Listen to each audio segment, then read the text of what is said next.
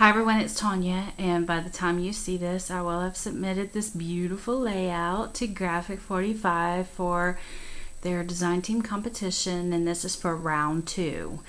So I'm going to kind of give you a walkthrough of the layout, and then I'll do some close-up photos so that you can really get a feel for what's going on. I used the curtain call collection, and I decided to do just that, make it a curtain call. So across the top I have some bead fringe that just kind of accents the top of the layout, and then down the left side I have some lace that's black. And it's really cool because when I do the close-ups, you'll see that you can see the can-can dancers in the background, and that was the paper that I chose.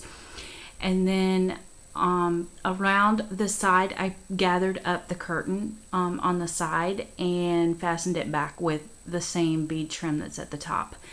Then on the right hand side, I curled the bottom right hand corner of the paper up and put black cardstock behind it.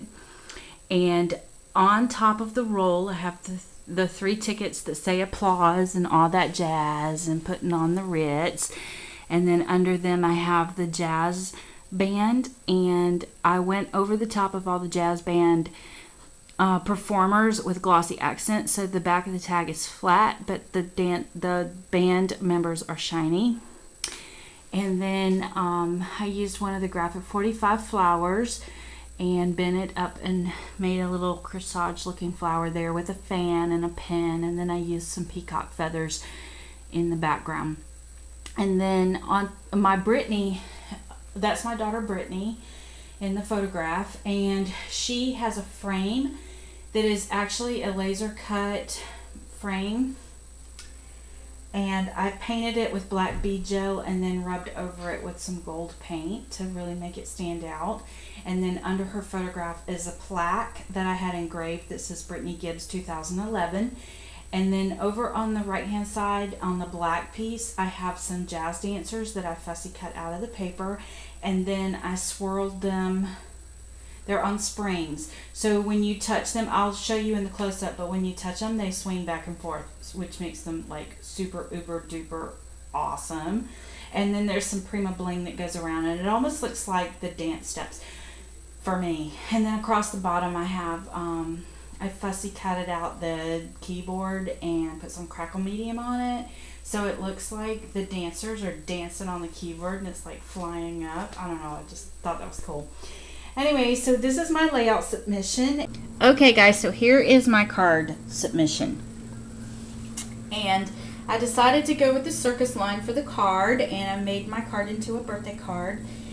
So at the top it says bring in the clowns, and then this is the best part. I really hope that this, you guys get this, but she slides back and forth on the card. It's hard to show you on the camera and stay in focus or stay in frame, but she actually flips and slides, and she rotates around and slides back and forth on the card. How stinking cute is that? So anyway, I also went back and added some stickles to the ringmaster and his cape, and I didn't have any blue stickles, so I added like a nail polish that is blue glitter. Let me focus, hold on, so you can see the close-ups.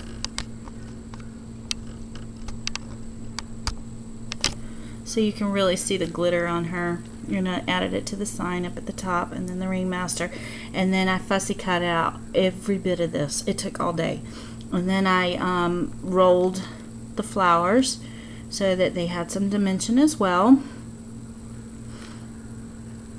So there's the close-up. And then on the inside of the card,